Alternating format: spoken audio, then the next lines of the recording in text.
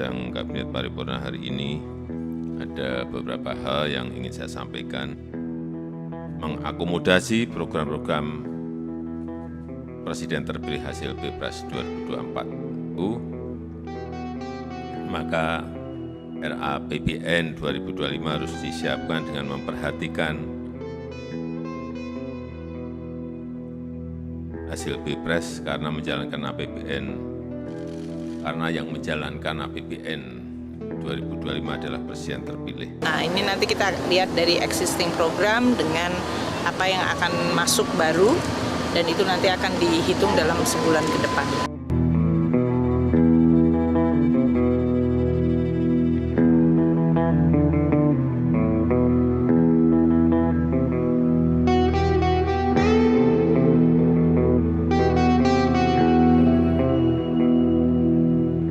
Ketika nanti 20 Oktober dilantik, ini sudah bisa running, kan mengkonsolidasikan dari subsidi-subsidi yang selama ini sudah diberikan oleh negara kepada masyarakat. Jadi kita memang belum detail ya, apa menunya seperti apa. Lalu ide awal dari program makan siang gratis ini kan memang Partai Gerindra misalnya salah satu yang memang meluncurkan program misalnya kayak revolusi susu atau revolusi putih, dan berkembang menjadi konsep makan siang gratis itu. Dari tim pemenangan atau TKN misalnya Prabowo Gibran itu kan pasti akan bertransformasi menjadi tim, jangan dilihat dari sisi yang negatif atau menjadi suatu a priori.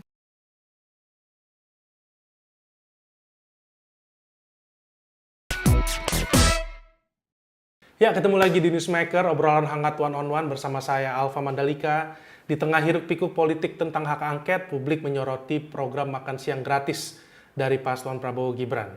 Janji kampanye Prabowo Gibran paling kontroversial ini membuat masyarakat awam bertanya-tanya, kapan makan siang gratis itu dimulai? Apakah makan siang gratis ini akan membuat subsidi BBM dihilangkan? Nah, bukan hanya masyarakat awam, para tokoh juga bersuara dan bertanya dari mana biaya makan siang gratis yang total mencapai 400 triliun lebih. Apakah makan siang gratis dibiayai kenaikan pajak orang kaya? Kemudian apakah makan siang gratis akan menambah utang baru? Atau apakah makan siang gratis ini akan berpotensi menjadi sumber kebocoran baru? Nah, langsung saja nih kita akan mencari tahu jawabannya satu persatu dari Wakil Ketua Komandan TKN, Pak Angga Wira, yang sudah bergabung bersama kita melalui Zoom. Selamat sore Pak Angga. Mas Alfa, Assalamualaikum. Waalaikumsalam. Terima kasih Pak Angga atas waktunya Ya. di Newsmaker kali ini. Pak Angga, langsung aja nih Pak. Bagi sebagian publik, janji kampanye Prabowo Gibran memberi makan siang gratis ini dianggap memanfaatkan kemiskinan rakyat untuk meraih suara nih Pak, tanpa kajian matang. Yang penting janji manis. Nah, publik pun penasaran nih Pak Angga. Awalnya sebenarnya ide siapa sih Pak awalnya untuk makan siang gratis ini, Pak Angga? Pertama kami tentunya menaruh apresiasi ya atas banyaknya kritik ya, hal-hal yang bersifat kritis, karena ini kan sebagai sebuah masukan untuk bisa mengakselerasi salah satu program dari sekian banyak program dalam kampanye yang disampaikan paslon 02. Dan memang makan siang gratis ini salah satu program yang paling mudah dipahami ya. Artinya bahasanya ini kan bukan suatu bahasa elit ya. Jadi ini bahasa yang benar-benar bahasa grassroots. Dan memang kenapa program makan siang ini kita sampaikan sebagai salah satu program unggulan, karena kita melihat memang tantangan kita ke depan untuk keluar dari middle income trap ini adalah bagaimana kita bisa terus bertumbuh menjadi negara maju. Nah, kunci menjadi negara maju adalah tentunya adalah kualitas daripada sumber daya manusia. Nggak ada suatu negara yang bisa maju dan take off kalau SDM-nya rendah ya. Artinya SDM ini kan memang harus kita pikirkan dari mulai hulunya. Dari mulai memang ketika ibu hamil, ibu menyusui, melahirkan dari anak-anak yang dalam kandungan, ini perlu suatu asupan sumber protein yang memang memadai. Tentunya ide awal dari program makan siang gratis ini kan memang ide yang berkembang ya, dari memang sejak awal Partai Gerindra misalnya salah satu yang memang meluncurkan program misalnya kayak revolusi susu apa revolusi putih. Itu kan salah satu program yang memang diusulkan oleh Partai Gerindra untuk bisa diakomodir dalam implementasi program di DKI. Itu jadi salah satu program yang sudah masuk seperti kartu Jakarta apa namanya kartu Jakarta Pangan itu. Nah, ini yang memang idenya dari sudah lama dan berkembang menjadi konsep makan siang gratis ini. Oke, baik Pak Angga, kita lanjutkan lagi. Konsep awal makan siang gratis yang dibahas di tim Prabowo Gibran dulu seperti apa nih Pak Angga persisnya? Iya, nah tentunya secara sederhana menyediakan makan siang untuk tadi kan target kita memang anak-anak, ibu menyusui, ibu hamil gitu kan. Nah itu targetnya. Nah tentunya dalam konteks implementasi penyediaannya kan tentunya ada ukuran-ukuran gizi standar yang harus dipenuhi dan memang tentunya juga karena kita ini negara juga negara kepulauan dengan range luas wilayah yang sangat heterogen. Nah itu juga memang tentunya harus disesuaikan juga dengan ketersediaan pangan lokal. Nah ini yang kita tim sedang kaji sehingga memang benar-benar jangan sampai tidak sesuai dengan ketersediaan bahan baku yang ada di daerah yang menjadi sasaran. Itu harapan kami. Jadi kalau memang di daerah itu misalnya kaya akan sumber protein dari ikan, itu harus dioptimalkan. Begitupun sebaliknya. Seperti itu, Mas. Oke, Pak Angga, dari puluhan negara yang memberi makan siang gratis, mayoritas adalah negara kaya. Tapi memang ada juga yang negara berkembang seperti India dan Brazil yang memberi makan siang gratis terbatas dengan kriteria tertentu. Di India anggarannya hanya 45 triliun rupiah, 1/10 anggaran makan siang gratis di Indonesia kalau memang 400 triliun lebih ya anggaran yang akan dipakai gitu. Nah, ketika ide makan siang gratis ini dibuat, 400 triliun rupiah itu buat siapa nih, Pak Angga? Siapa sasaran utama program makan siang gratis ini? Ya tentunya ada kriteria-kriteria yang ditetapkan ya. Pastinya nggak mungkin orang yang sudah sejahtera, orang yang sudah memang punya kemampuan untuk mendapatkan sumber pangan yang memang berkualitas mendapatkan makan siang gratis ini. Dan tentunya sebenarnya database daripada target-target penerima subsidi yang selama ini ada kan dalam konteks ini sudah ada ya. Ini tentunya kita akan elaborasi lebih lanjut dan kita tentunya akan mendetailkan lagi gitu. Karena kan data tersebut nggak statis ya, data ini kan dinamis, terus berkembang dan juga tentunya masing-masing daerah kan ada situasi-situasi yang pastinya khusus juga gitu. Mungkin di daerah tertentu sedang dalam konteks ada apa namanya bencana alam misalnya, ada dalam konteks misalnya ada kekeringan, ada lain-lain, pastinya kan data penerimanya juga akan sangat-sangat dinamis. Nah tentunya harapan kami memang dengan one single data yang sudah terkonsolidasi tahun per tahun dan digitalisasi yang sangat-sangat cepat dan maju, ini mudah-mudahan kita dapat memperoleh data yang tepat sasaran. Ini karena memang problematika dari penerapan subsidi selama ini kan memang terkadang penerimanya tidak sesuai dengan target yang sudah ditetapkan. Ini menjadi tantangan ya yang kami rasakan juga. Mudah-mudahan Mas Alfa. Oke, Pak Angga, setelah kita bicara asal usul janji makan siang gratis, kini program makan siang bisa bergeser nih Pak, dari makan siang untuk anak sekolah. Bappenas membuat kajian makan siang gratis ini belum final. Sebab akan diputuskan dulu nih 1 dari 3 pilihan. Apakah makan siang gratis buat anak sekolah, atau makan siang untuk ibu hamil, atau makan siang buat balita nih Pak Angga. Nah, publik bingung nih Pak Angga nih, bener nih makan siang gratis ini akan berubah konsepnya? Atau kenapa bisa akan berubah Pak ya? Atau khawatir biayanya akan membengkak Pak Angga? Ya tentunya dalam konteks diskursus ini kan sangat baik ya. Karena apapun itu pastinya Badan Perencanaan Pembangunan Nasional sebagai sebuah lembaga kementerian dan lembaga negara yang memang dalam hal ini menyusun ya rencana jangka pendek, menengah dan panjang tentunya harus juga dilibatkan ya, sehingga benar-benar bisa menghasilkan suatu program yang komprehensif dan berkesinambungan. Jadi pastinya ada skala prioritas, Mas ya, karena tadi juga disampaikan jumlah daripada anggaran ini kan cukup besar gitu kan, cukup besar dan pastinya juga akan mengkonsolidasikan dari subsidi-subsidi yang selama ini sudah diberikan oleh negara kepada masyarakat. Pastinya akan dikonsolidasikan supaya tidak tumpang tindih dan benar-benar program ini menjadi program yang efektif, bisa memberikan suatu solusi yang komprehensif dan tadi lagi meningkatkan kualitas daripada sumber daya manusia kita. Ini menjadi KPI karena kan sebagai kita ketahui bersama mencerdaskan kehidupan bangsa ini kan menjadi salah satu tujuan dari negara ini berdiri, Mas Alfa. Oke, Pak Angga, anggaran makan siang gratis ini sudah dibahas oleh Presiden di rapat kabinet. Menteri Keuangan juga mengingatkan agar anggaran makan siang juga tidak memberatkan APBN. Jangan membuat defisit APBN membesar.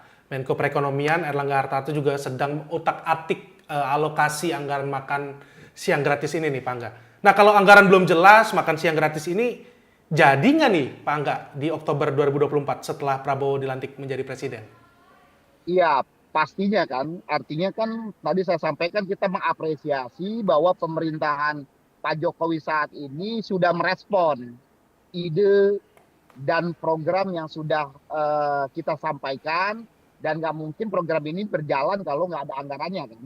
Nah ini kan pasti menjadi menjadi tantangan ya. Yang tadi saya sampaikan gimana mengkonsolidasikan. Ya tentunya kalau kita melihat tadi kita sudah merespon sangat positif karena program makan siang ini sudah ditanggapi oleh otoritas yang ada sekarang, Menteri Menko Perekonomian, Menteri Keuangan. Artinya pemerintah saat ini sangat concern dalam merespon program yang ditawarkan paslon 02. Dan tentunya ini menjadi hal yang positif supaya ketika nanti 20 Oktober dilantik ini sudah bisa running.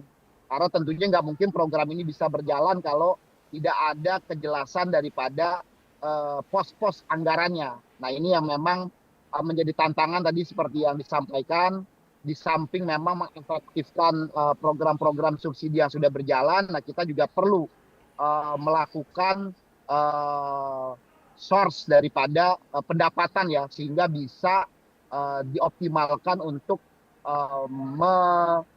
memenuhi kebutuhan yang tadi hingga 400 triliun tersebut. Dan pastinya juga ini kan akan dijalankan secara bertahap ya. Ada daerah-daerah prioritas yang kita akan sasar dan tentunya ini juga kita lihat juga dari kesiapan anggaran yang sudah bisa kita konsolidasikan. Oke, baik Pak Angga. Hasil rapat kabinet muncul juga harga makan siang ini per porsi 15.000. Publik juga bertanya-tanya nih, kira-kira apa nih menunya kalau per porsi 15.000? Padahal meski hanya 15.000, tapi kalau dikalikan misalnya 70 juta penerima, itu sekitar 1 triliun rupiah sehari ini. Nah, bisa dibagikan ke publik nih, Pak Angga, gambaran menu makan siang gratis ini seperti apa sih, Pak Angga?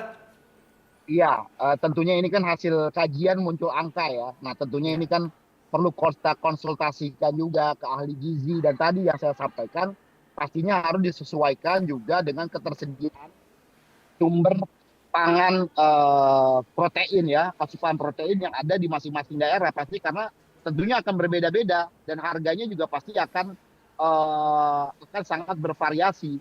Tapi tentunya harus ada standar-standar gizi yang harus dipenuhi dari menu yang akan disajikan. Seperti itu. Jadi kita memang belum detail ya menunya seperti apa. Lalu juga pastinya kan dari hari ke hari juga harus berubah kan. Jangan sampai menunya seminggu itu aja kan nggak mungkin. Nah ini yang sedang kita tim juga sedang kita susun. Kami sangat senang sudah banyak respon, bukan hanya dari pemerintah, dari akademisi, dari para ahli gizi merespon hal ini. Mudah-mudahan ini menjadi salah satu masukan yang sangat konstruktif untuk kita. Oke, Pak Angga, kita bergeser ke reaksi dari beberapa tokoh publik gitu ya setelah kita membahas suara masyarakat awam. Para pengamat juga mempertanyakan nih, karena KPU belum mensahkan siapa pemenang Pilpres 2024, tapi Presiden Jokowi sudah seakan-akan melangkahi KPU nih membahas makan siang gratis. Seakan-akan Prabowo juga sudah disahkan KPU untuk memenangkan Pilpres. Bagaimana tanggapan Anda, Pak Angga? Saya rasa hal ini sangat positif ya, sangat positif merespon program-program yang dimiliki oleh paslon-paslon yang ada. Dan kalau kita lihat kenapa yang menjadi salah satu prioritas dalam pembahasan adalah paslon 02, karena memang dari data-data yang kita lihat sampai saat ini memang secara kumulatif dan secara kuantitatif memang paslon 2 yang leading ya, Mas Alfa. Jadi saya rasa itu hal yang normal dan lumrah saja gitu kan. Dan ini kan juga sifatnya masih menjadi diskursus publik ya untuk mendapatkan berbagai macam masukan. Jadi saya rasa juga jangan dilihat dari sisi yang negatif atau menjadi suatu a priori, tapi dilihatlah menjadi suatu hal yang positif sehingga program ini bisa langsung berjalan yang merupakan suatu keberlanjutan. Seperti itu Mas Alfa. Oke, Pak Angga, kritik juga datang dari Kapten Timnas Amin, Pak Thomas Lembong. Menurut Thomas Lembong adalah makan siang gratis harusnya dibahas secara utuh dalam kabinet, berdasarkan data, fakta, dan realita, disusun secara profesional dan transparan nih. Bukan statement yang sepotong-potong yang bisa membingungkan. Apa betul nih Pak Angga, detail dan teknis makan siang ini belum siap gitu Pak Angga? Ya ini kan masih diskursus publik ya. Tadi kan Mas Alfa menyampaikan pemenang aja belum ditetapkan ya. Jadi tentunya pasti menunggu proses-proses secara formal ya. Ketika proses-proses itu secara formal sudah berjalan, pasti dari tim pemenangan atau TKN misalnya Prabowo Gibran itu kan pasti akan bertransformasi menjadi tim. Misalnya kemarin Pak Bahlil sudah menyatakan misalnya akan ada tim pemantapan ya atau tim akselerasi. Nah mungkin tim itu nanti akan secara formal bisa menyampaikan atau menjelaskan secara detail ya. Jadi nggak sepotong-sepotong informasinya, karena memang kan tim yang ada sekarang kan masih tim kampanye ya, bukan dalam konteks akselerasi terhadap program dan akselerasi terhadap kebijakan yang akan dilakukan pemerintahan. Oke, baik Pak Angga, sorotan juga datang dari ekonom Indef. Indef khawatir makan siang gratis ini membuat pemerintah akan nekat. Pertama, menaikkan pajak yang membuat ekonomi lesu. Kedua, subsidi BBM dipangkas, membuat inflasi melonjak. Harga-harga juga menjadi naik. Nah, bagaimana respon Anda nih Pak Angga? Ya bagus saja, ada banyak kritikan, saran, ini kita tampung dan nanti kita ajak duduk bersama, baik dari ekonom-ekonom, Indef, dan saya rasa sekarang ini kan era keterbukaan ya. Jadi siapapun bisa memberikan saran dan masukan, dan kalau bisa ya kita akan duduk bersama-sama untuk menyusun program ini, karena ini kan program yang cukup baik, dampaknya juga kalau bisa terselenggara, berjalan dengan cukup efektif, ini kan pastinya akan bisa memberikan suatu kepastian ya terhadap teman-teman atau warga masyarakat yang memang membutuhkan. Jadi saya rasa baik dari Indef, dari kampus, sangat-sangat kita butuhkan masukannya. Oke, Pak Angga, sorotan lain juga datang dari kampus IPB. Anggaran makan siang gratis dalam jumlah 400 triliun rupiah setahun ini setara membangun ibu kota baru, rawan disunat nih. Ada yang khawatir anggaran raksasa itu seperti akan bisa dipermainkan gitu Pak Angga. Apa tanggapan Anda Pak Angga? Ya ini kan ada keterbukaan, semua bisa saling mengawasi, bukan hanya dalam konteks implementasi, tapi dalam konteks penyusunan saat ini kan semuanya sudah memberikan watchdog ya, sudah melihat. Ini sangat positif ketika semua orang ikut terlibat ya, bukan hanya dari internal, tapi juga kita mengajak pihak eksternal, apalagi tadi dari seperti saya katakan lembaga-lembaga kajian Indef dari IPB misalnya, yang memang kita nanti juga akan berkonsultasi dalam mulai hulunya ketika menetapkan standar-standar daripada gizi, source-nya seperti apa, pasti akan melibatkan ahli-ahli yang memang mengerti terhadap penyiapan produk-produk daripada bukan hanya dari ketika sudah pada produk jadinya ya berupa makan siang, tapi kan ini harus kita pikirkan bagaimana teknisnya ya, memasaknya seperti apa, dapur-dapur umumnya, standar kualitas hygiene-nya gitu. Ini juga harus benar-benar harus kita pikirkan secara detail.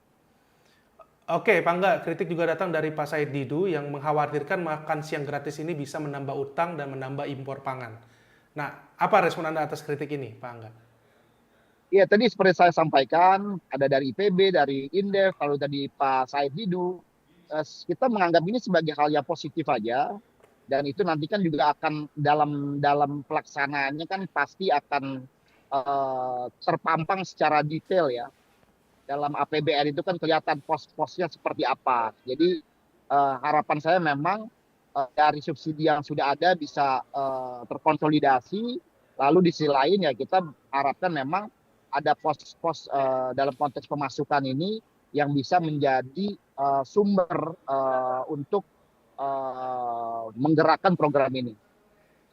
Oke, Pak Angga, kita tiba di pertanyaan terakhir, Pak Angga. Bank Dunia juga mengingatkan Indonesia soal makan siang gratis nih, Pak Angga, agar hati-hati menggunakan APBN, jangan sampai jebol nih. Nah, ini menarik nih, Pak Angga, sebab Bank Dunia mendukung program makan siang gratis di negara-negara lain. Tapi untuk Indonesia, kira-kira mengapa nih Bank Dunia mengkritisi program makan siang gratis ini? Apakah Pak Angga merasa ada penilaian lain Bank Dunia terhadap Pak Prabowo? Nggak ada, saya rasa positif aja. Mengkritisi kan bukan berarti tidak mendukung kan. Artinya mengkritisi agar bisa berjalan secara baik, penggunaan sumber anggarannya dan juga tepat sasaran. Saya rasa kita jangan juga suzon atau negatif thinking ya, tapi jadikanlah beberapa kritik dan saran, apalagi dari lembaga-lembaga dunia sebagai hal yang positif, karena pastinya juga mereka punya alat ukur ya. Nah, artinya juga pasti ada tantangan yang berbeda di satu negara dan negara lainnya dalam penerapan suatu konsep makan siang gratis ini. Jadi kita sambut hal ini sebagai hal yang positif. Oke, baik. Terima kasih Wakil Ketua Komandan TKN, Pak Angga Wira, untuk berdiskusi di Newsmaker kali ini. Sekali lagi terima kasih Pak Angga. Salam sehat selalu Pak Angga. Ya, demikianlah Newsmaker kali ini. Kita akan berjumpa pekan depan dengan topik dan narasumber menarik lainnya. Saya Alfa Mandalika pamit. Sampai jumpa.